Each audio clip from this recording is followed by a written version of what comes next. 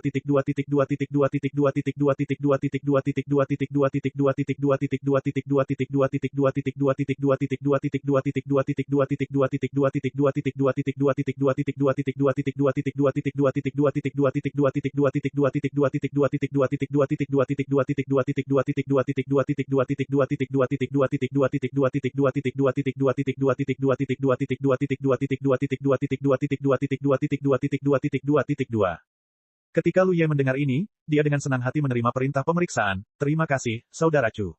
Chu Li berkata, kamu tidak mengenal pulau ini, lihat saja. Jangan ikut campur dalam situasi garis pertahanan di mana-mana. Akan ada inspektur lain yang bertanggung jawab untuk mengawasi mereka. Provinsi kami. Lu Ye mengangguk. Pergi. Chu Li melambaikan tangannya. Xiao bicara kirim 69 buku-buku pertama. Lu Ye segera menggantungkan perintah pemeriksaan di tempat yang mencolok di pinggangnya dan bergegas ke satu arah. Sesaat kemudian, dia mencari tempat sepi di pulau itu dan duduk bersila. Saat ini, para biksu yang dapat bertarung di Pulau Changyun pada dasarnya berkumpul di tepi pulau, dan para biksu yang tidak memiliki banyak kekuatan tempur ditempatkan di pulau bagian dalam, jadi masih mudah untuk menemukan tempat terpencil dan tak berpenghuni seperti itu. Setelah memastikan bahwa tidak ada seorang pun di sekitar, Lu Ye segera mengeluarkan sejumlah besar ikan tao, menyebarkannya di sampingnya, dan kemudian mengaktifkan kekuatan pohon bakat untuk mulai menelan. Akar yang tak terlihat menyebar dan menusuk ke dalam ikan. Ikan itu terlihat oleh mata telanjang dan berubah menjadi bubuk. Setelah pohon bakat berubah lagi, efisiensinya telah meningkat pesat dari periode latihan sebelumnya dan melahap ikan tao. Jadi situasi saat ini Lu Ye melahap ikan tao seperti area salju yang luas yang mencair di sampingnya di bawah suhu tinggi. Jika orang lain melihat pemandangan aneh ini, takutnya akan mengejutkan para dewa. Tidak ada biksu yang pernah mampu memurnikan ikan tao secepat itu. Tidak banyak cadangan kekuatan tao di pohon bakat. Dalam latihan sebelumnya, Lu Ye hanya menyisakan kurang dari 100.000 kekuatan tao. Setelah satu pertempuran demi satu, hanya tersisa puluhan ribu kekuatan tao.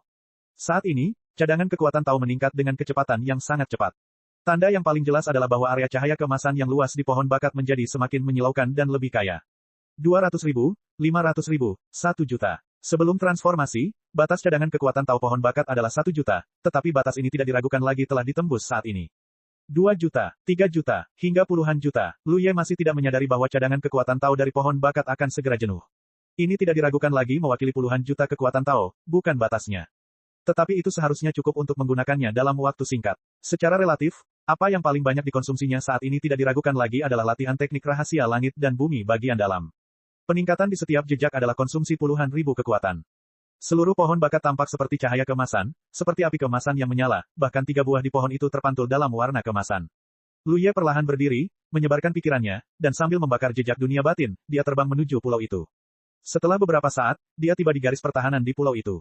Ketika para biksu yang duduk di sini melihatnya datang, mata mereka berputar di sekitar pinggangnya dan menentukan identitasnya sebagai inspektur, mereka mengabaikannya. Ada lebih banyak daripada Lu Ye dalam inspeksi masa perang. Ada hampir 20 orang di Pulau Changyun yang memiliki identitas ini saat ini. Para inspektur ini akan berjalan-jalan dan menyelidiki situasi dari setiap garis pertahanan, jadi para biksu tidak terkejut dengan kedatangan Lu Ye. Namun segera, sesuatu yang membingungkan mereka terjadi. Ketika inspektur lain datang ke sini, mereka akan memeriksa tata letak garis pertahanan mereka dan memeriksa kelalaian. Jika seseorang malas dan ceroboh, mereka akan dimarahi dan diberi pelajaran. Lu Ye mengabaikan hal-hal ini, tetapi menatap keluar pulau dan perlahan-lahan mengeluarkan pisau Panshan di pinggangnya. Di bawah tatapan bingung banyak biksu, dia tiba-tiba mengayunkan pedangnya ke depan, dan cahaya pedang besar itu menyapu seperti bulan sabit, langsung menembus formasi pelindung pulau dan mengalir ke sungai darah yang mengelilingi pulau itu. Formasi pelindung selalu merupakan sesuatu yang bukan bagian dalam. Ketika serangan dari luar masuk, serangan itu akan diblokir oleh tirai cahaya padat, tetapi ketika serangan dari dalam diserang, serangan itu tidak akan terpengaruh. Ini adalah fitur umum dari semua formasi pelindung. Hanya dengan cara ini banyak kelompok formasi yang disusun di pulau itu dapat berperan dalam melawan musuh yang datang. Tetapi tanpa melihat musuh, tidak ada yang mau menyia-nyiakan kekuatan mereka dan melakukan hal-hal yang tidak menyenangkan seperti itu. Sungai darah melonjak, dan banyak musuh bersembunyi di sungai darah. Serangan seperti itu tidak akan berpengaruh apapun. Tetapi setelah Lu Ye menebas dengan satu pedang, cahaya pedang terus berlanjut. Bab 2777, Menjaga Pulau. Apa yang kau katakan sedang dia lakukan? Di bagian tertentu dari garis pertahanan di Pulau Changyun, Chuli menatap seorang biksu di bawah komandonya, tampak bingung. Biksu itu menjawab, Sekretaris Lu telah menantang musuh di sungai darah sejak dia meninggalkan tempat ini. Provokasi. Chuli menjadi semakin bingung. Ya, dia berpatroli di sepanjang pulau dan menebas sungai darah dengan pedangnya, tanpa henti. Chuli tertegun sejenak, tidak yakin apa yang sedang dilakukan Lu Ye. Meskipun Lu Ye kuat, efek apa yang bisa disembunyikan musuh di sungai darah? Jika dia menggunakan pedang untuk menebas sungai darah, mungkin tidak terlalu efektif jika dia menjadi provokasi, tetapi sebaliknya dia akan membuang-buang kekuatannya sendiri. Apakah ada korban di pihak musuh? Chuli bertanya lagi. Tidak, cahaya pedangnya tidak terlalu menyakitkan, dan sepertinya dia tidak mengaktifkan banyak kekuatan. Guli aneh. Chuli bergumam, tidak perlu khawatir tentang dia. Aku akan bertanya lebih hati-hati saat dia kembali. Sejujurnya, dia benar-benar tidak tahu apa yang ingin dilakukan Lu Ye. Dia lebih suka melakukan bisnis yang merugi daripada menjual 3 harta sekaligus. Chuli mengira dia ingin meningkatkan Dao Yu untuk pertempuran besar, tetapi sekarang tampaknya orang ini benar-benar menyia-nyiakan kekuatan daunnya sendiri, dan apa yang dia lakukan tidak ada gunanya. Bahkan jika dia tidak mengaktifkan banyak kekuatan untuk setiap tebasan, dia tetap akan menghabiskan banyak uang untuk dirinya sendiri jika dia memukulnya terlalu sering. Tentu saja, Chuli tidak akan berpikir bahwa Lu Ye gila. Meskipun dia telah berhubungan untuk waktu yang singkat, Lu Ye tidak memberinya perasaan bodoh, jadi pasti ada yang sengaja melakukan ini. Adapun apa tujuannya, mungkin hanya orang-orang itu sendiri yang mengetahuinya. Pada saat ini, Lu Ye hampir mengelilingi pulau itu. Cahaya pedang yang ditebaskan tidak lagi 10.000. Meskipun kekuatan Tao dikonsumsi setiap saat, kekuatan Tao-nya telah dikonsumsi hingga hampir 4 juta di pohon bakat. Sebagian kecilnya digunakan untuk membakar jejak di dunia batin, dan sebagian kecilnya lagi untuk mengaktifkan konsumsi cahaya pisau, sedangkan konsumsi kepala besar dilakukan dengan cara lain. Dan konsumsi ini terus berlanjut. Tepat saat Lu Ye hendak melanjutkan usahanya dan mencoba mengelilingi pulau itu, perintah pemeriksaan di pinggangnya tiba-tiba bergetar. Dia dengan cepat mengambil penyelidikan dan menemukan bahwa itu adalah kekuatan untuk mengirim pesan. Lu Ye tidak ragu-ragu dan terbang menuju garis pertahanan tempat kekuatan itu disimpan. Meskipun rencananya agak menyimpang dan dia tidak dapat mengelilingi pulau itu pada akhirnya, pada dasarnya tidak ada masalah besar. Kali ini, dia melakukan upaya besar tanpa ada yang mengetahuinya. Jika dia tidak dapat berhasil dengan cara ini, maka itu akan menjadi suatu kerugian. Setelah beberapa saat, Lu Ye kembali. Chuli tampak serius, musuh akan segera mulai menyerang. Xia He berdiri di samping Chuli, dengan ekspresi serius di wajahnya. Selain dia, lebih dari selusin biksu berkumpul di sini, dengan niat membunuh, dan semuanya kagum pada kondensasi. Mereka jelas memiliki tingkat kultivasi yang mendalam. Ada juga banyak biksu di kelompok formasi terdekat yang menunggu formasi. Lu Ye berbalik dan berkata, Saudara Chu, apakah kita perlu bergabung dengan formasi untuk membantu pertahanan? Chuli mengangguk dan berkata, ya, kultivasi Anda tidak buruk, jadi saya ingin Anda memimpin formasi dan bekerja sama dengan komandan saya untuk menyerang balik musuh. Seseorang mengepalkan tinjunya dan berkata, komandan baru saja memberi perintah. Orang-orang lainnya berkata serempak, kami menghormati komandan. Oke, Chuli mengangguk, kami tidak memiliki kendali atas garis pertahanan lainnya. Orang lain akan menanganinya. Yang perlu kita lakukan adalah menjaga garis pertahanan kita sendiri dan tidak pernah membiarkan musuh masuk. Setelah mengatakan itu, dia mulai membuat pengaturan. Dengan pengaturannya, sosok-sosok bangkit darinya, masing-masing menjalankan tugasnya. Pada akhirnya, hanya Lu Ye yang tersisa. Chuli menatapnya, apakah kau masih bisa bertahan? Dia tidak diragukan lagi khawatir tentang konsumsi yang telah dilakukan Lu Ye sebelumnya. Tidak masalah, aku telah pulih sepanjang waktu. Lu Ye menjawab, pohon bakat sekarang dilengkapi dengan jutaan cadangan Dao Power, dan dia sekarang memiliki cukup Dao Fish di tangannya. Bahkan jika dikonsumsi, itu dapat diisi ulang kapan saja. Khawatir tentang cadangan daya tidak perlu baginya. Tetapi sulit untuk menjelaskan terlalu banyak. Tidak apa-apa, Chuli mengangguk, berbalik dan menunjuk ke suatu arah, formasi di sana diserahkan kepadamu. Ini adalah salah satu formasi paling kuat di sini. Harta karun mata formasi itu persis sesuai dengan atribut kekuatanmu, jadi kau dapat menggunakannya dengan baik. Lu Ye mengepalkan tinjunya, aku tidak akan mengecewakan saudara Chu. Berbalik dan menyapu ke sisi lain. Aku segera masuk ke dalam formasi. Ada lebih dari 30 biksu yang menunggu di sini, termasuk Tao dan Tao. Jumlah Tao sebagian besar bergabung, mencapai sekitar 60%. Orang-orang ini semua bekerja sama dengan Lu Ye dan dianggap sebagai anggota tambahan formasi. Misalnya, dalam perang skala ini, Rongdao dapat memainkan peran terbatas di medan perang depan. Begitu Anda menghadapi musuh yang kuat, Anda akan mudah terbunuh. Namun, jika Anda hanya memasuki formasi untuk membantu bertahan, Anda dapat memainkan peran Anda sendiri sesuka hati. Melihat kedatangan Lu Ye, semua orang tertarik oleh perhatian. Lu Ye juga tidak mengenal mereka, dan dia tidak punya waktu untuk berkomunikasi saat ini. Dia hanya mengangguk sedikit dan jatuh di depan mata formasi. Harta karun yang ditempatkan di mata formasi ini tampak seperti busur silang yang kuat pada pandangan pertama, tetapi sangat besar. Harta karun ini jelas bukan untuk digunakan para biksu untuk bertarung, karena harta karun sebesar itu tidak nyaman untuk dibawa-bawa. Jenis harta karun ini dibuat khusus untuk tata letak susunan.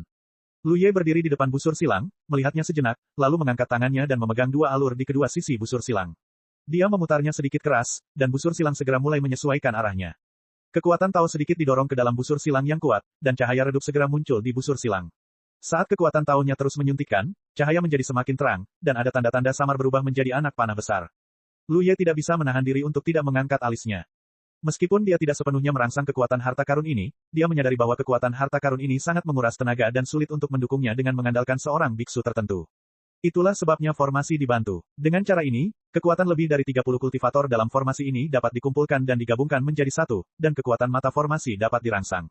Lu Ye menoleh ke belakang dan melihat bahwa lebih dari 30 biksu dalam formasinya semuanya telah duduk dengan ekspresi serius. Setiap orang memiliki ikan Tao sebagai cadangan, jelas untuk memfasilitasi pengisian ulang kekuatan Tao mereka sendiri kapan saja. Lu Ye menoleh dan melihat sekeliling, dan melihat bahwa semua biksu dalam kelompok formasi terdekat telah siap dan mengasah pedang mereka. Seluruh Pulau Changyun memasuki keadaan siap perang dalam waktu singkat. Ada sebuah lingkaran di tepi Pulau Ling, sunyi dan angin serta hujan datang. Ini bukan penantian yang lama, tetapi sangat menyiksa. Ini dia, sampai teriakan pelan terdengar, sungai darah mulai melonjak. Awalnya, sungai darah hanya dikelilingi oleh beberapa puluh kaki dari Pulau Changyun, seolah-olah itu adalah pita berwarna darah di sekitar pulau ini, tetapi pada saat ini, sungai darah mulai mendidih dan menyerbu ke arah Pulau Changyun. Tidak hanya itu, warna darah mulai menyebar ke atas, dan ada kecenderungan untuk menutupi seluruh Pulau Changyun. Dalam warna darah, sosok-sosok muncul dan tampak seperti hantu. Setelah hanya satu batang dupa, cahaya menghilang dan seluruh Pulau Changyun ditutupi dengan darah. Jika bukan karena susunan pelindung besar yang menghalanginya, darah pasti sudah meresap ke pulau itu. Suara hantu dan serigala melolong berasal dari darah, yang membuat orang merasa panik. Bahkan ada suara nyanyian aneh yang datang dari segala arah, membuat orang merasa gelisah. Simon Song, jaga pikiranmu, Chuli berteriak dengan suara rendah. Formasi Pulau Changyun stabil, dan tidak mudah bagi musuh untuk menghancurkan formasi, tetapi tirai cahaya formasi pelindung dapat menahan serangan ganas, tetapi tidak dapat menahan invasi si Rensong. Lu Ye merasakannya dengan saksama, dan merasa bahwa nyanyian aneh itu tampaknya mengandung kekuatan magis. Itu benar-benar memiliki efek menggoda di telinganya, yang membuatnya merasa kesal tanpa alasan. Namun, perasaan ini hanya menghilang tanpa jejak dengan sedikit dorongan untuk melawan. Dia bisa melakukan ini, tetapi tahu yang meleleh dalam formasi tidak begitu mudah untuk dilawan. Ketika Lu Ye menoleh, dia melihat bahwa banyak tahu yang meleleh sangat sulit. Bahkan beberapa Hedao, yang tidak cukup kuat, mengerutkan kening. Si Rensong berlanjut dan tidak menunjukkan tanda-tanda berakhir. Dan serangan musuh terungkap dalam lagu seperti itu. Lu Ye segera menyadari bahwa ledakan kekuatan yang dahsyat datang dari seluruh Pulau Changyun, dan jelas bahwa garis pertahanan melonjak melawan musuh. Bunuh! Ketika Culi berteriak keras, pertempuran di garis pertahanan di sini akhirnya dimulai. Tirai cahaya formasi di depan mulai bergejolak. Jelas bahwa musuh mendekati formasi dengan bantuan penutup berwarna darah dan melancarkan serangan. Tentu saja, kita tidak bisa duduk diam dan melawan dengan serangan yang lebih ganas. Dengan perintah cadangan kekuatan, formasi dalam kelompok formasi berdengung dan mulai aktif. Hal yang sama berlaku untuk Lu Ye. Ketika dia mengaktifkan kekuatannya untuk menuangkan ke dalam busur silang di tangannya, dia jelas menyadari bahwa lebih banyak kekuatan ditransmisikan dari seluruh formasi. Dia segera menjadi tenang dan mulai mengendalikan kekuatan ini. Meskipun ini adalah pertama kalinya saya menguasai harta karun seperti itu, saya belum pernah makan daging babi atau melihat babi berlari. Ketika saya menyerang kota Hedao di dunia dalam, ada formasi seperti itu di kota Hedao itu. Jadi Lu Ye masih memahami prinsip-prinsip dasar. Ini juga alasan mengapa Culi mengatur lebih dari selusin dari mereka untuk bertanggung jawab atas mata formasi. Hanya ketika kekuatan mereka sendiri cukup kuat, mereka dapat memenuhi syarat untuk mengendalikan dan menyelaraskan kekuatan yang ditransmisikan oleh orang lain di seluruh formasi. Jika seorang Rongdao berdiri di depan Lu Ye, dia tidak akan dapat melakukan hal seperti itu sama sekali. Bahkan jika orang lain dalam formasi melewati kekuatan mereka, mereka tidak akan dapat mengendalikannya, dan tentu saja mereka tidak akan dapat merangsang kekuatan mata arai. Saat dia bekerja keras, cahaya berwarna api pada busur silang itu menjadi semakin terang, dan segera berubah menjadi anak panah merah yang besar. Pikiran ilahi Lu Ye memenuhi darah yang tak terbatas, mencari jejak musuh sampai kekuatan mata formasi terstimulasi hingga ekstrim, dan kemudian dia sedikit menyesuaikan arahnya. Anak panah besar itu langsung terbang keluar dan berubah menjadi warna api, seperti naga api yang keluar dari gua, dan meledak ke lautan darah. Kekuatan serangan ini sangat dahsyat. Menurut perkiraan Lu Ye, ada hampir 6.000 semburan kekuatan.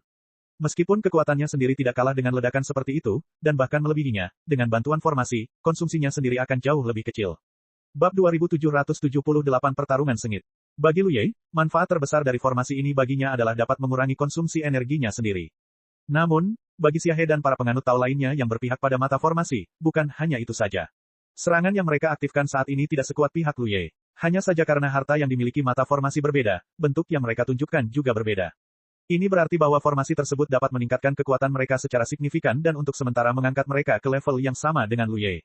Namun, ada kekurangannya, yaitu akumulasi momentum membutuhkan waktu yang lama. Setelah satu serangan, seringkali dibutuhkan lebih dari 10 napas untuk menyelesaikan akumulasi momentum serangan berikutnya.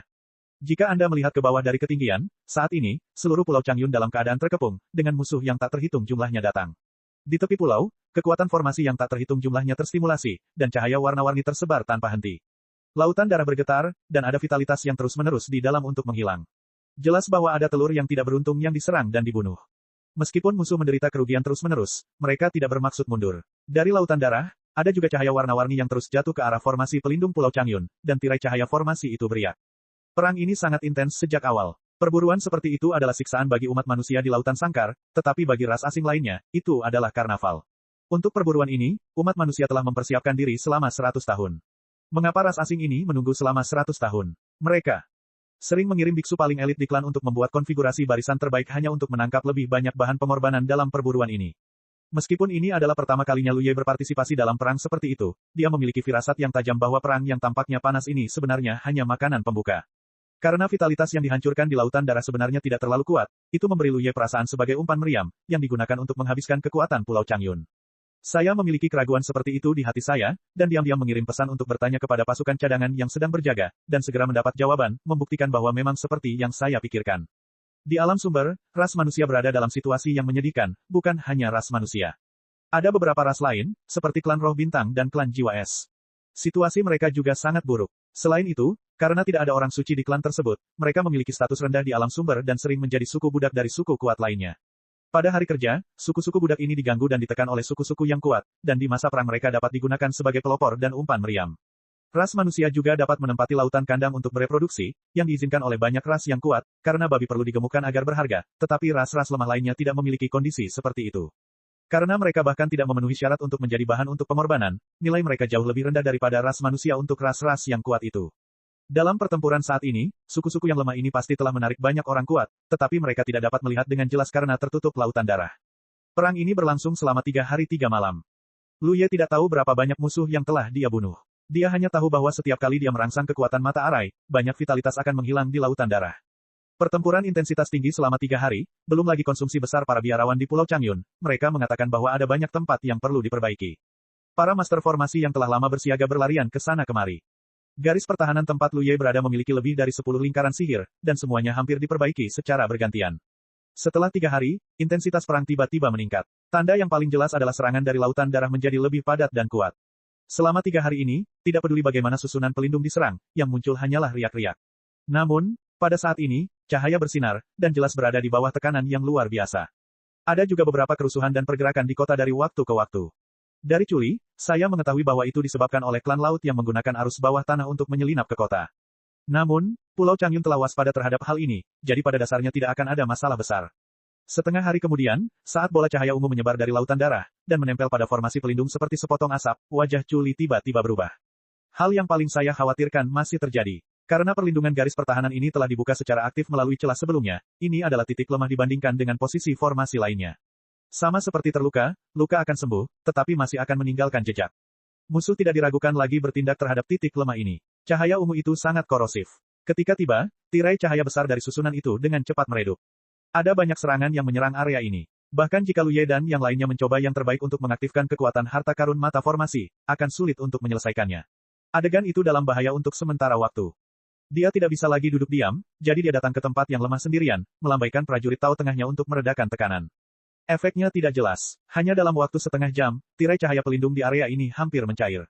Dalam adegan ini, Anda dapat melihat bahwa perlindungan di sini akan hancur, itu hanya masalah waktu. Benar saja, setelah beberapa saat, celah besar muncul di tirai cahaya pelindung, disertai dengan suara hantu dan serigala yang melolong. Dari celah itu, sejumlah besar tokoh datang untuk membunuh para jenderal. Dia sendirian dan berdiri di depan celah itu sendirian. Meskipun dia berusaha menghentikannya, dia sulit untuk mencapai keberhasilan. Untungnya, Lu Ye dan yang lainnya terus mengaktifkan kekuatan mata formasi dan membunuh musuh yang menyerbu masuk satu persatu, tetapi mereka hanya bisa meredakan sebagian tekanan. Jika ini terus berlanjut, garis pertahanan di sini akan hancur. Melihat adegan ini, Lu Ye segera menyapa, Zhang Zhen, ambil alih. Zhang Zhen adalah salah satu dari lebih dari 30 anggota pembantu di pihaknya. Dia memiliki kemampuan untuk berkultivasi di tengah dan Taoisme. Dia adalah yang terkuat di antara formasi di sini kecuali dia.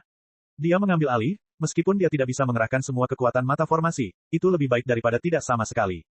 Ketika dia selesai berbicara, dia bergegas keluar, di udara, mengeluarkan pisau panshan di pinggangnya dan menebasnya dengan keras. Ketika cahaya pedang melintas, kekuatan ruang terisi dengan kekuatan.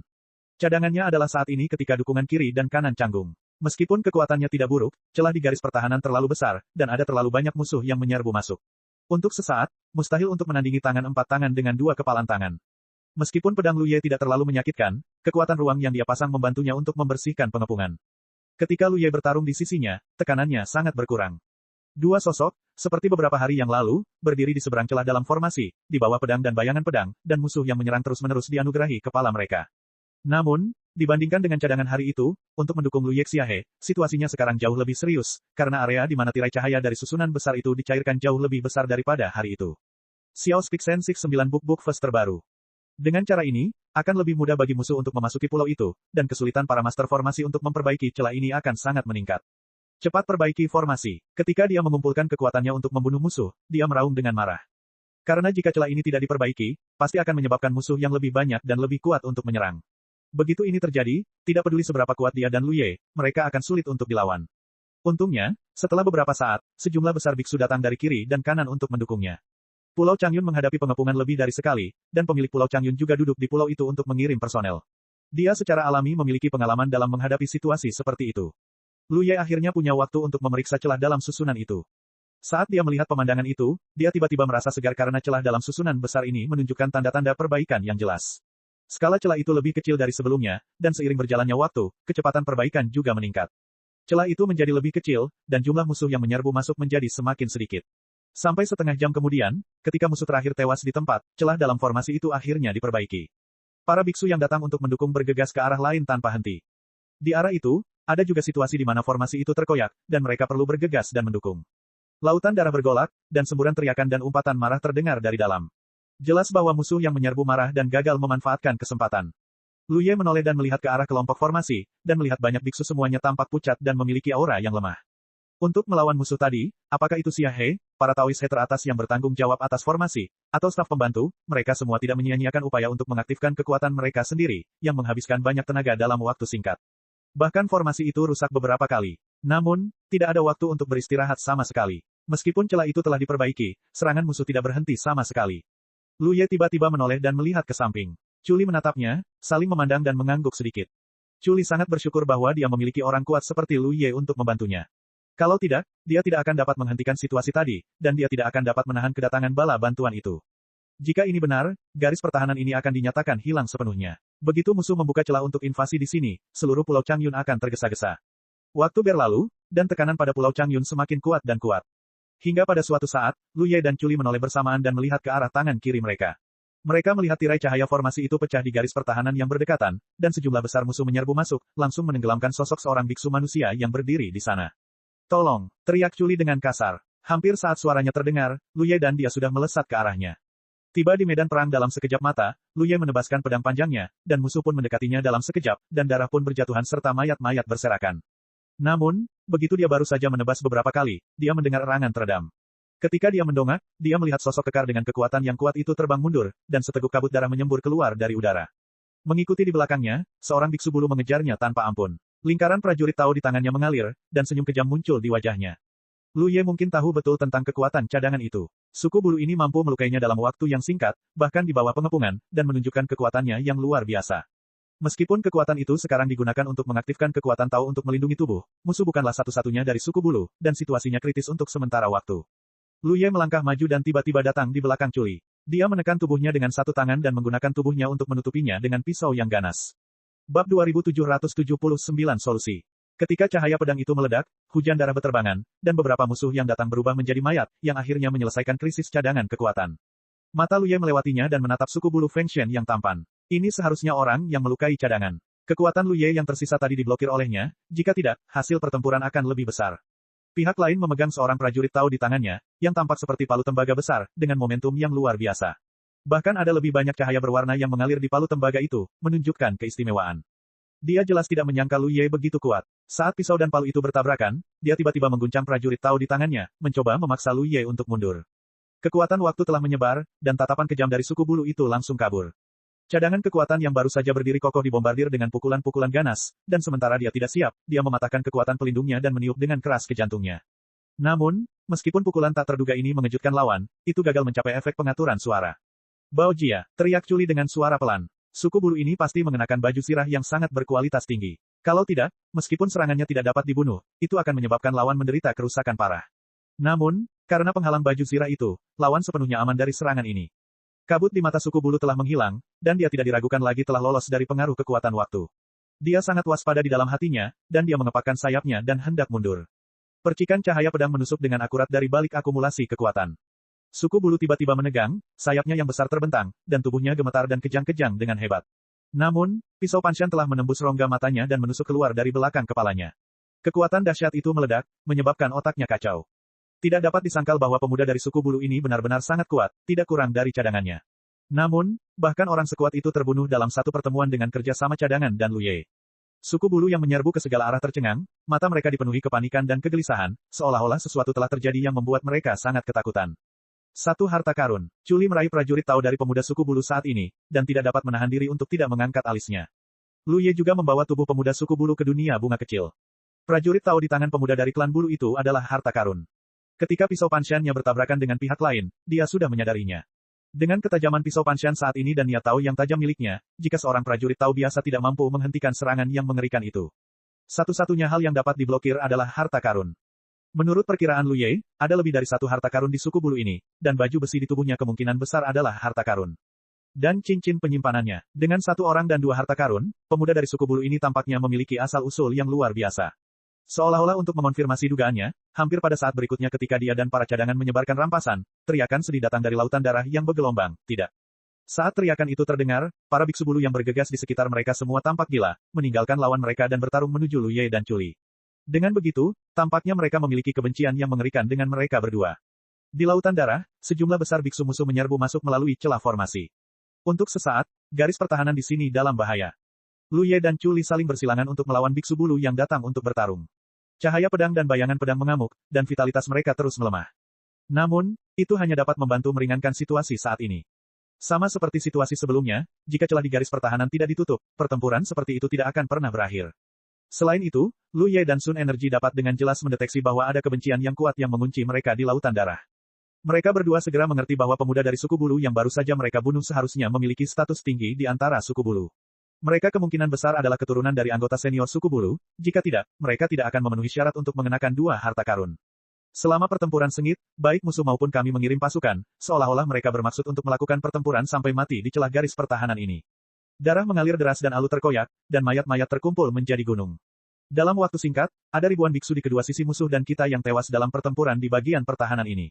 Kerugian musuh tidak diragukan lagi lebih besar, tetapi serangan tidak menunjukkan tanda-tanda kemunduran, dan malah menjadi semakin gila. Untungnya, celah dalam formasi telah diblokir dan diperbaiki. Setelah setengah jam kecemasan, pertempuran ini akhirnya berhenti sementara karena celah itu diperbaiki. Lu Ye melihat sekeliling dengan pedangnya dan melihat mayat di mana-mana, termasuk musuh, manusia, dan darah di sebelah garis pantai hampir berubah menjadi sungai darah. Tidak ada waktu untuk beristirahat sama sekali, dan Lu Ye dan Chuli kembali ke posisi garis pertahanan semula. Karena musuh telah menargetkan garis pertahanan yang berdekatan, tekanan di sini tidak terlalu tinggi untuk beberapa saat, tetapi saat garis pertahanan yang berdekatan kembali stabil, di sini juga sedang ditangani. Waktu berlalu, sampai pada suatu saat, sungai darah mendidih yang menutupi Pulau Changyun tiba-tiba surut, dan semua musuh menghilang sepenuhnya. Ketenangan yang tiba-tiba membuat semua umat manusia yang telah bekerja keras untuk pulih. Setelah kerja keras yang lama, sorak-sorai tiba-tiba keluar dari garis pertahanan tertentu. Sorak-sorai itu tampaknya sangat menular, seperti kebakaran padang rumput. Setelah beberapa saat, seluruh Pulau Changyun bersorak dan bersorak. Karena semua orang memblokir gelombang serangan pertama musuh. Meskipun butuh waktu lama dan kerugian pertempuran sangat besar, itu diblokir pada akhirnya. Ini berarti kerugian musuh lebih besar, sehingga terpaksa menghentikan perang. Ini tidak diragukan lagi merupakan kemenangan besar. Meskipun musuh akan melakukan serangan lagi, gelombang pertama serangan paling ganas telah diblokir, dan perang berikutnya mungkin jauh lebih damai. Ini menyalakan api harapan di hati sejumlah besar ras manusia. Tetapi ketika Lu Ye mengamati ekspresinya, dia melihat bahwa kesedihan di antara alis Chuli sama sekali tidak mereda, jadi dia tahu bahwa segala sesuatunya tidak sesederhana itu. Setelah perang, kultivasi adalah tentang kultivasi. Dalam beberapa hari, musuh tidak menunjukkan tanda-tanda akan melancarkan serangan kedua. Ketika Lu Ye membakar tanda-tanda Tao di dunianya sendiri yang kecil, suara kekuatan tiba-tiba terdengar dari telinganya, "Lu Ye, ikut aku." Lu Ye membuka matanya dan melihat Chuli melambaikan tangannya padanya, berbalik dan menyapu ke arah pulau itu. Lu Ye segera mengikutinya. Setelah beberapa saat, mereka berdua melangkah ke rumah penguasa kota. Tetapi saya melihat bahwa ada banyak biksu berkumpul di sini, pada dasarnya semua orang terluka, dan bau darah ada di mana-mana di aula. Orang-orang ini tidak diragukan lagi saling kenal dan mereka semua saling menyapa. Chuli mengangguk, melangkah maju, mengepalkan tinjunya dan berkata, "Aku sudah melihat penguasa pulau. Yang terbaru Xiao Speak Sen 69 Book First." Changyun mengangguk sedikit. Chuli bertanya, "Aku tidak tahu ada hal penting apa yang harus kuhubungi." Changyun menghela napas dan berkata perlahan, "Kalian seharusnya melihat situasi perang. Ada sedikit optimisme di pulau ini sekarang. Kami pikir kami dapat memblokir gelombang pertama serangan musuh dan dapat memblokir gelombang kedua dari gelombang ketiga, tetapi saya yakin kalian semua tahu seperti apa situasi sebenarnya." Semua biksu tetap diam. Saya, Pulau Changyun, berdiri di lautan kurungan selama ribuan tahun, dan telah lama menjadi duri di mata banyak ras asing dan duri dalam daging. Kali ini mereka pasti akan menyingkirkan pulau itu. Mereka salah menilai fondasi kita. Gelombang serangan pertama mengalami kemunduran dan mereka sekarang mengirim pasukan, jadi gelombang serangan kedua akan lebih ganas daripada gelombang pertama. Kalau begitu lawan mereka, ya, bahkan jika aku mati, aku harus menarik beberapa orang di punggung. Aku tidak akan pernah memberi mereka kesempatan untuk menangkap mereka hidup-hidup. Hahaha, aku berlatih teknik bunuh diri 500 tahun yang lalu, tetapi sayangnya aku belum pernah menggunakannya. Ini saat yang tepat. Petik 2,2. Dengan mulut dan lidahnya, Changyun mengangkat tangannya dan menekannya pelan-pelan, yang menenangkan suasana. Pemilik pulau menyadari tekad dan keberanianmu, tetapi situasi saat ini mungkin tidak mustahil untuk diselesaikan. Ketika semua orang mendengar ini, mata mereka berbinar dan mereka berkata, "Aku akan meminta pemilik pulau untuk menunjukkannya kepadaku." Changyun berkata, "Pasukan utama dalam serangan ke pulau ini adalah suku bulu dan suku darah, di antaranya suku darah adalah pasukan pembantu, dan orang yang memimpin perang adalah Fei Heng, tetua suku bulu. Aku yakin semua orang kurang lebih pernah mendengar nama orang ini." Semua orang memiliki ekspresi serius, jelas tidak asing dengan tetua klan bulu, tetapi mata Lu Ye jernih. Chuli berpikir dalam hati, tuanku akan menyerang tetua agung klan bulu ini. Chang Yun menggelengkan kepalanya dan berkata, Fei Heng kuat, sedikit lebih kuat dari pemilik pulau. Selain itu, dia sekarang berada di lautan darah dan penampilannya samar-samar. Bukan langkah yang bijaksana untuk menargetkannya. Saat dia berkata demikian, dia melambaikan tangannya dan sebuah peta segera muncul di hadapan semua orang, silakan cari semuanya. Lu Ye mendongak dan melihat ada banyak tanda pulau di peta, termasuk Pulau Chang Yun. Sebagian besar tanda pulau itu tidak istimewa, kecuali Pulau Chang Yun dan pulau kecil lain tanpa nama, yang menunjukkan warna yang berbeda. Chang Yun berkata dengan bangga, karena aku tahu bahwa pulau ini akan dianggap serius, bagaimana mungkin penguasa pulau ini tidak siap. Sejak ratusan tahun yang lalu, penguasa pulau ini memerintahkan orang untuk membangun susunan sihir ruang angkasa rahasia yang dapat langsung ditransmisikan dari pulau ini ke pulau kecil ini. Chuli mengangkat alisnya dan berkata, Tuan, berapa banyak orang yang bisa ditampung oleh lingkaran sihir ini? 20. Jawab Chang Yun. Lu Ye berbalik dan mendapati bahwa ada tepat 20 biksu manusia yang hadir. Tuanku bermaksud, Chuli menatap Chang Yun dengan sedikit kebingungan. Lingkaran sihir ini hanya bisa memindahkan 20 orang. Jelas, itu bukan untuk mereka melarikan diri, jadi itu tidak ada artinya. Chang Yun mengulurkan tangan dan menunjuk ke peta lagi, saya telah menemukan beritanya. Hanya 2 jam lagi, pasangan Tao Fei Heng, tetua agung klan bulu, akan lewat di sini dan datang ke Pulau Chang Yun untuk bertemu dengan Fei Heng. Mata semua orang langsung menjadi lebih cerah, dan mereka akhirnya tahu apa ide yang coba dilakukan Chang Yun. Chuli berkata dengan penuh percaya diri, Tuan, bagaimana persahabatan antara Fei Heng dan pasangan Tao-nya ini? Chang Yun berkata, kamu tidak perlu khawatir tentang ini. Rekan Tao Fei Heng memiliki status tinggi di antara klan bulu. Dia mengandalkan rekan Tao-nya untuk mencapai posisi tinggi hari ini, jadi dia tidak bisa mengabaikannya apapun yang terjadi. Selama kamu bisa mengalahkan rekan Tao-nya, pulau itu akan memiliki harapan untuk bertahan hidup. Seberapa kuat rekan Tao-nya? Chuli bertanya lagi. Chang Yun meliriknya, seharusnya sebanding dengan Komandan Chu. Chuli mengangguk sedikit. Jika demikian, dia masih bisa mengatasinya. Bab 2780 terjual. Chang Yun menambahkan, tetapi kalian harus berhati-hati dengan harta karun jarum tenun di tangannya, yang didedikasikan untuk menghancurkan kekuatan melindungi tubuh. Jarum surgawi. Chuli tampak serius. Dia jelas pernah mendengar nama yang berasal dari harta karun ini dan mengangguk lagi. Jangan khawatir, Tuan, saya akan bertindak hati-hati. Chang Yun perlahan menghela napas dan mengangkat tangannya dan berkata, kemarilah. Bahkan setelah itu, 20 pelayan berjalan keluar sambil membawa segelas anggur, berjalan ke arah Lu Ye dan yang lainnya, dan dengan hormat melayani mereka. Dia berbalik dan mengambil cangkir, melihat ke sekeliling semua orang, semuanya, keselamatan pulau ini tergantung pada metode kalian, dan gunakan cangkir ini untuk memperkuat usaha kalian. Semua orang yang dipimpin oleh Chuli berkata serempak, saya tidak akan pernah mengecewakan orang yang dipercayai pemilik pulau. Minumlah bersama-sama, lemparkan cangkir dan pecahkan. Chang Yun berkata dengan sangat antusias, ada kalian di pulau ini, mengapa khawatir tentang hal-hal besar yang tidak dilakukan? Belum terlambat, silakan ikuti saya. Beberapa saat kemudian, sebuah tempat rahasia di bawah rumah besar dan sebuah susunan sihir ruang angkasa muncul di hadapan semua orang. Lu Ye melihatnya dan menemukan bahwa skala susunan sihir ini memang tidak besar dan tidak dapat memindahkan terlalu banyak orang sekaligus. Chang Yun berdiri di depan lingkaran sihir, mengepalkan tinjunya dan membungkuk kepada semua orang, saya akan meminta kalian semua untuk perjalanan ini. Semua orang mengembalikan hadiah itu, tetapi kemudian mereka tidak mengatakan sepatah kata pun dan berdiri di atas lingkaran sihir dengan ekspresi serius. Buka formasi. Atas perintah Chang Yun, kultivator yang telah lama bersiap itu segera mengaktifkan formasi. Cahaya mengalir dari formasi, seperti cahaya bulan, menutupi sosok semua orang. Cahaya yang kabur itu berangsur-angsur menghilang, dan 20 sosok itu berangsur-angsur menjadi kosong. Mata Chang Yun menjadi patah hati saat ini, dan dia bergumam pada dirinya sendiri, jangan salahkan aku, semuanya hanya untuk jangka panjang pulau ini. Dia segera memerintahkan, tutup lingkaran sihir. Ya, para biksu di sebelah lingkaran sihir itu menjawab. Setelah menghitung napas, 20 sosok muncul dalam susunan sihir ruang angkasa di sini di sebuah pulau terpencil puluhan ribu mil jauhnya dari Pulau Chang Yun. Semua orang segera menyelidiki dunia. Ini adalah respons yang normal, tetapi apa yang mereka lihat mengejutkan. Hanya karena warna darah yang tak terbatas telah membungkus pulau itu, bahkan ada sosok dalam warna darah. Banyak pikiran ilahi datang dari kejauhan hampir saat mereka muncul, membuat orang merasa seperti duri di punggung. Bagaimana situasinya? Seseorang berseru. Ada penyergapan. Telah ditemukan di sini, mundurlah segera. Aku tidak bisa mundur, lingkaran sihir telah ditutup, kita tidak bisa kembali. Petik 2, petik 2. Dengan suara seruan, suasana menjadi kacau. Tidak seorang pun menyangka bahwa misi ini akan berakhir di awal, dan 20 orang ini masih bersemangat dan siap untuk melakukan pertarungan besar, dan pada saat ini mereka terjebak dalam pengepungan yang diatur oleh musuh sebelumnya, dan hidup dan mati tidak dapat diprediksi. Saudara Chu, ada yang salah. Lu Ye mendekati sisi Chuli, menekan pisau Panshan dengan alisnya berkerut. Dia tetap diam dan tampak sangat serius. Tentu saja dia tahu ada yang salah, tetapi dia tidak berani berpikir dalam-dalam karena dia takut mendapatkan jawaban yang tidak dapat dia tanggung, dan dia tidak tahu mengapa. Saat lautan darah melonjak, beberapa sosok berjalan keluar darinya, yang semuanya adalah suku bulu. Pemimpinnya adalah seorang wanita dengan temperamen yang cantik dan bermartabat.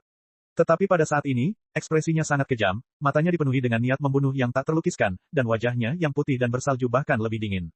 Matanya menoleh, menatap Lu Ye, lalu berkata pelan, "Namamu Lu Ye." Lu Ye menyipitkan matanya sedikit. Jika dia jatuh ke dalam pengepungan begitu dia muncul di sini dan membuatnya curiga, maka wanita itu memanggil namanya dan keraguan di hatinya pasti akan terjawab. Memang ada yang salah. Namun, dia memiliki pertanyaan yang sama dengan Kuala Lumpur, mengapa ini terjadi? Di sampingnya, Chuli menghela napas sedikit, jelas juga mendapatkan wawasan tentang sesuatu. Mata wanita itu kembali beralih ke cadangan daya, kalau begitu, apakah kamu cadangan daya? Chuli mengangkat matanya dan menatapnya, Zhao Ming. Zhao Ming adalah pendamping Tao Fei Heng, tetua agung dari klan bulu, dan itu juga merupakan target yang awalnya dimaksudkan untuk ditangkap hidup-hidup dalam misi ini. Menurut informasi yang diberikan oleh Chang Yun, dia seharusnya berada di kapal harta karun ratusan ribu mil jauhnya dari arah lain, bergegas ke medan perang untuk bertemu dengan Fei Heng. Misi setiap orang adalah mencegatnya, menemukan cara untuk menangkapnya hidup-hidup, dan kemudian menggunakannya untuk mengancam tetua agung klan bulu yang memimpin perang. Namun, dia muncul di sini, dan dengan bantuan klan darah, dia mengepung terlebih dahulu, memungkinkan Lu Ye dan yang lainnya muncul dan jatuh ke selat. Ini istananya. Zhao Ming menggertakkan giginya, seolah-olah dia ingin bergegas dan memakan energinya. Mata Chuli berbalik, memperlihatkan ekspresi diam, suku bulu yang meninggal di Pulau Changyun beberapa hari yang lalu adalah keturunan Fei Hengmu. Dia bukan orang bodoh. Zhao Ming menatapnya dan Lu Ye ketika dia datang, dan sepertinya dia memiliki kebencian yang mendalam dengan mereka. Pasti ada alasan untuk ini. Satu-satunya hal yang dapat ia pikirkan adalah pemuda dari suku bulu yang ia dan Lu Ye bunuh beberapa hari yang lalu. Pihak lain adalah satu orang dan dua harta, dan jelas memiliki latar belakang yang luar biasa. Selain itu, setelah pemuda itu terbunuh, teriakan yang sangat menyedihkan datang dari lautan darah, dan kemudian niat jahat yang kuat mengurungnya dan Lu Ye. Sekarang setelah kupikir-pikir, teriakan itu seharusnya datang dari Fei Heng. Dalam keadaan normal, pemuda dari suku bulu membawa dua harta, satu serangan dan satu pertahanan. Selama Anda berhati-hati, Anda pada dasarnya tidak akan memiliki kekhawatiran hidup ketika Anda berpartisipasi dalam perang seperti itu. Tetapi hal yang buruk adalah bahwa ia menghadapi upaya bersama Chuli dan Lu Ye, terutama Lu Ye. Pedang yang ganas itu hampir dapat dikatakan telah membunuh pihak lain secara instan, menyebabkan dua hartanya memainkan peran besar. Balas dendam membunuh seorang putra tidak terlupakan. Itulah sebabnya ada situasi saat ini. Kamu berani mengatakannya. Wajah cantik Zhao Ming hampir terpelintir, aku harus merobek mulutmu. Chuli mendengus dingin, itu tergantung pada apakah kamu memiliki kemampuan. Setelah mengatakan itu, dia tahu bahwa hari ini mungkin dalam bahaya. Meskipun Pulau Changyun dikepung oleh sejumlah besar musuh, dan banyak garis pertahanan berada dalam bahaya dalam pertempuran sebelumnya, mereka dilindungi oleh formasi pelindung yang besar, tetapi tidak ada apa-apa di pulau terpencil ini, dan hanya 20 biksu manusia yang datang dengan tergesa-gesa. Musuh telah diatur di sini, dikelilingi oleh lautan darah dan banyak, sehingga mereka tidak memiliki peluang untuk menang sama sekali. Saya ingin meminta sesuatu kepada istri saya. Lu Ye melangkah keluar di samping Chuli, menatap wanita bermartabat di depan lautan darah. Tanpa menunggunya menjawab, dia berkonsultasi, kesepakatan apa yang kamu buat dengan Chang Yun? Dia benar-benar membuatnya bersedia mengirim kita untuk mati. Setelah mengatakan ini, 18 biksu manusia di belakangnya semua menatapnya. Beberapa tidak dapat dipercaya, beberapa tidak dapat dipercaya, dan beberapa tidak dapat dijelaskan. Sebenarnya, sangat mencurigakan untuk muncul di sini dan jatuh ke dalam pengepungan, seolah-olah mereka telah memasuki perangkap yang disiapkan sebelumnya. Tentu saja, beberapa orang akan curiga, tetapi tidak ada yang berani berpikir lebih dalam. Kata-kata Lu Ye tidak diragukan lagi membuat kecurigaan di hati beberapa orang lebih realistis. Ini mungkin karena Chang Yun mencapai kesepakatan dengan Zhao Ming dan Fei Heng untuk mengirim mereka mati demi meredakan amarah Fei Heng. Kalau tidak, semuanya tidak akan begitu kebetulan, dan informasi tentang Chang Yun tidak akan begitu tidak masuk akal. Zhao Ming menatap Lu Ye dengan mata tajam, apakah menurutmu aku akan menjawabmu? Lu Ye Yuran berkata, istriku seharusnya ingin membalas dendam atas putranya, tetapi itu tergantung pada apakah aku akan memberimu kesempatan ini. Zhao Ming mencibir, apakah menurutmu kau masih memiliki kesempatan untuk menang? Aura di tubuh Lu Ye tiba-tiba menjadi berbahaya, tentu saja tidak ada kesempatan untuk menang, tetapi aku bisa mati sendiri. Wajah Zhao Ming tiba-tiba tenggelam. Seperti yang dikatakan Lu Ye, tentu saja dia ingin membalas dendam atas putranya sendiri, dan dia tidak akan pernah membiarkan Lu Ye dan Chuli mati begitu saja. Dia ingin membiarkan mereka berdua mengalami siksaan di dunia ini sehingga mereka dapat meredakan kebencian di hati mereka. Saat ini, Lu Ye dan yang lainnya tidak memiliki kesempatan untuk menang, tetapi jika mereka mati, siapa yang dapat menghentikan mereka? Aura di tubuh Lu Ye menjadi semakin berbahaya, dan seluruh tubuhnya tampak meledak kapan saja. Zhao Ming dengan cepat berbicara, orang tua itu hanya peduli dengan Pulau Changyunnya. Fei Heng akan menarik pasukannya setelah dia menjanjikan ini padanya. Jadi begitulah, Lu Ye mengangguk pelan, dan aura berbahaya di tubuhnya berangsur-angsur menghilang, tapi hasilnya mungkin mengecewakan Chang Yun, kan? Zhao Ming mencibir, dia sudah tua dan pasukannya sudah mendekat, jadi bagaimana dia bisa menarik pasukannya dengan mudah? Bagaimana pemilik pulau bisa melakukan hal seperti itu? Di belakang Lu Ye, beberapa orang merasa sulit untuk menerima hasil seperti itu. Sebagai pemilik pulau, Chang Yun telah melindungi banyak suku selama ribuan tahun dan telah lama menjadi panji dan kepercayaan di hati banyak orang. Kepercayaan seperti itu tidak dapat dinodai, tetapi apa yang dilakukan Chang Yun tidak diragukan lagi telah meruntuhkan kepercayaan mereka di hati mereka. Chu Li juga menghela nafas. Meskipun dia tahu bahwa ini adalah jawabannya, dia merasa sangat tidak nyaman ketika itu benar-benar dikonfirmasi. Orang-orang ini tidak meragukan Chang Yun. Mereka muncul di sini karena kepercayaan mereka, tetapi pada akhirnya mereka dijual. Dia melihat kembali ke semua orang, maaf, saudara Lu dan saya telah melibatkan Anda. Yang diinginkan Zhao Ming dan Fei Heng hanyalah dia dan Lu Ye, tetapi jika mereka hanya mengirim mereka untuk melakukan sesuatu, itu akan terlalu disengaja, jadi Chang Yun akan menarik 20 orang. Dapat dikatakan bahwa 18 biksu lainnya semuanya digunakan untuk membuat angka dan juga terlibat. Namun, agar tidak membuat Chu Li dan Lu Ye curiga, Chang Yun mengirim semua 18 biksu yang berada di atas dan di sepanjang Tao. Ini seperti mematahkan sayapnya sendiri. Zhao Ming berkata bahwa Chang Yun bingung, dan dia sama sekali tidak salah. Lu Ye yakin bahwa mereka dikepung dan perang di Pulau Chang Yun pasti telah pecah lagi. Ketenangan akhir-akhir ini mungkin karena Chang Yun berhubungan dengan Fei Heng. Lu Ye tidak dapat menahan tawa dalam hatinya. Pemilik pulau ini juga menarik. Pertunjukannya sangat realistis. Sebelum tiba di pulau kecil ini dan dikepung, apalagi Lu Ye, dia sama sekali tidak curiga. Semua orang benar-benar mengira dia keluar untuk melaksanakan tugas menangkap Zhao Ming hidup-hidup dan memikul keselamatan pulau itu. Namun, ini akhirnya berakhir. Jika kalian berdua ingin menyerah, aku bisa membiarkan 18 dari mereka pergi. Bagaimana? Zhao Ming menatap Lu Ye dan Chu Li. Dia tidak diragukan lagi takut pada Lu Ye. Teknik bunuh diri benar-benar tidak siap. Cek cek cek cek cek cek cek cek. Rakan-rakan kultivator sekalian, sebelum retret, sila terus berkultivasi untuk jurus subscribe, like, share dan komentar agar sekte novel Sadim terus berkembang pesat.